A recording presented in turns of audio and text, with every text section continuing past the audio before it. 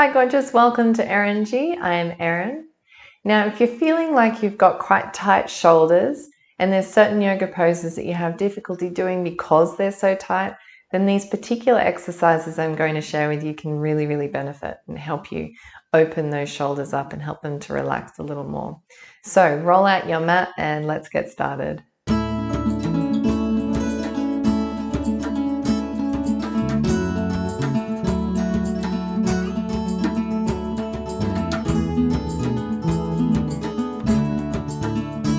Alrighty, so come toward the back of the mat. And we're going to firstly come into extended puppy pose. So to do that, you'll be starting in all on fours. And then begin to walk your hands toward the top of the mat. So the idea here is that you're going to be setting your body down toward the mat, but your hips still need to be in line with your knees, okay? So we're not kind of going like all the way back.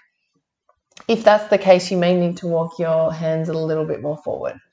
Okay, so essentially the hips should be in line with the knees, and you're going to be coming down, allowing your chest to drop toward the mat.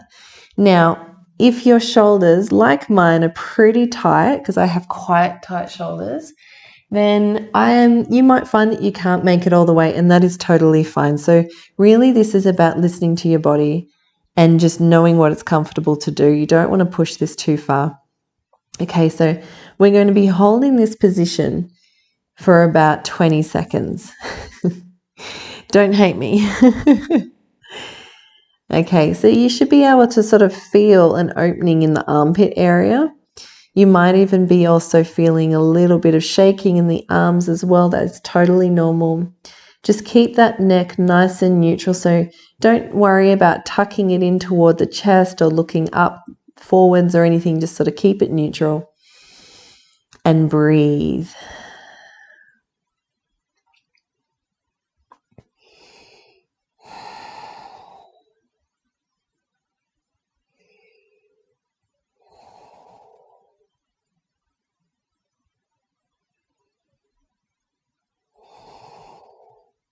Okay, so start to round your spine. So you're not going to be doing it all the way in a weird position like this. So it's not like you're leaning forward onto the knees. Okay, so maintain that the stacking of the hip with the knee, maintain that, but round through the spine. So you're basically lifting your stomach, your navel up towards the spine. And you're really sort of opening up through the scapula here. So again, keep your neck neutral. Press through all four corners of the hands. Navel tucked nice and deeply toward the spine. And we're just going to hold it here for a few more breaths.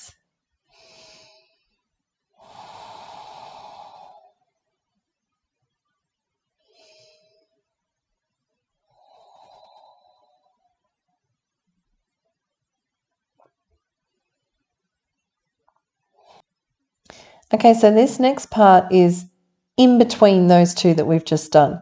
So you're going to maintain that navel tucked in toward the spine, but you're going to try to press the chest down toward the mat. What you're going to find is there'll be resistance, and that's the perfect thing that needs to happen. Some resistance here, and stop when you feel that resistance. So it's not like you're dropping down into the mat, and it's not like you're arching. It's not like you're arching your back dramatically either. You're still maintaining the arch, but sort of forcing that chest down just ever so much. And what that's doing is actually opening up the space around the armpit area. Okay? So hold it for as long as you possibly can. 20 seconds would be ideal.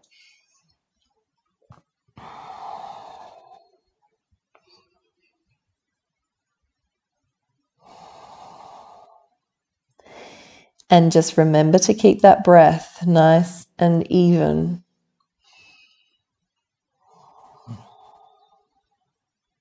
It's pretty hard work, this one, so you're doing really, really well.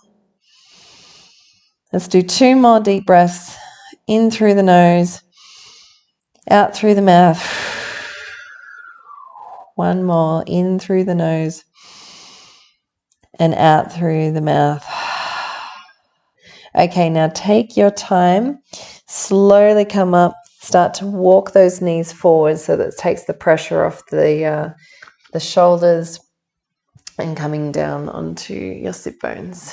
Okay, so scapular push-ups is our next one.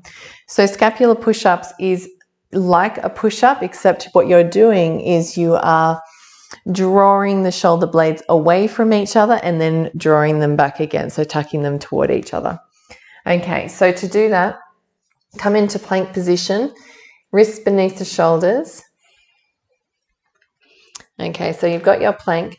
Now, instead of going all the way down, what you're doing is you're drawing your shoulder blades in toward each other as you lower and then back up. So it's all of this movement is in the upper body. So your legs really aren't doing anything here. Your core is doing lots, trying to hold you up, of course, but our main focus is the scapula. Okay, so we've done 4 so far. We've got 6 to go. 5, 6,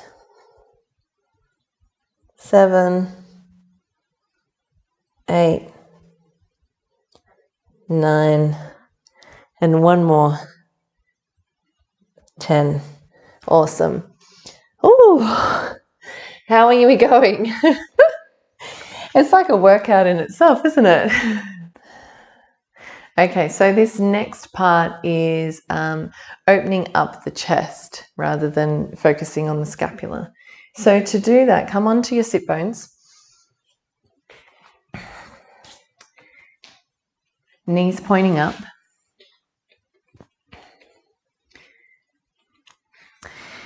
Just place your hands just a little bit behind you. So don't go too far back like that. Just a smidge, just behind you a little bit. Okay, so once you're feeling quite comfortable and you're pressing through the palms, you're going to lift your bottom up and start to move those knees down towards you and then back again. Okay, so you might actually be able to get your knees all the way down, like so, whilst keeping your palms flat. For me, it's just not possible because, again, my shoulders are fairly tight. So I'm really only doing what my body is asking for me to do. Just going to honor that. Mightn't look like everyone else, but we just don't care because it's our own practice, right? And you'll probably find that the more you do this, the further you can go. I mean, before I was doing these sorts of exercises, there's no way I would be even close to getting my knees down onto the mat. So, you know, it's all progress, and we really should just honor that, honor the journey rather than whether or not we can look a certain way in the poses that we're doing, because that's not what this is it? Okay, I've lost count as per usual. So let's just do 2 more. Okay, last one. Awesome. Well done. Excellent. Okay, so now we're going to try shoulder rolls. This can be a pretty intense stretch, so just really listen to the body as we do this one. Okay, so you're going to come down onto your stomach. You're going to make a right angle, so kind of like you're doing a cactus arms. So placing your right arm down so that it's in line with your shoulder. The elbow is in line with the shoulder. Okay, and then you're going to come onto your side and then send your left leg behind you. And that's the stretch. So basically what I'm doing is I'm using my left hand to kind of assist in holding myself in this position. Okay, so really only go as far as you're wanting to go, because it can be quite intense. And if you want to rest your head down, by all means, go do that.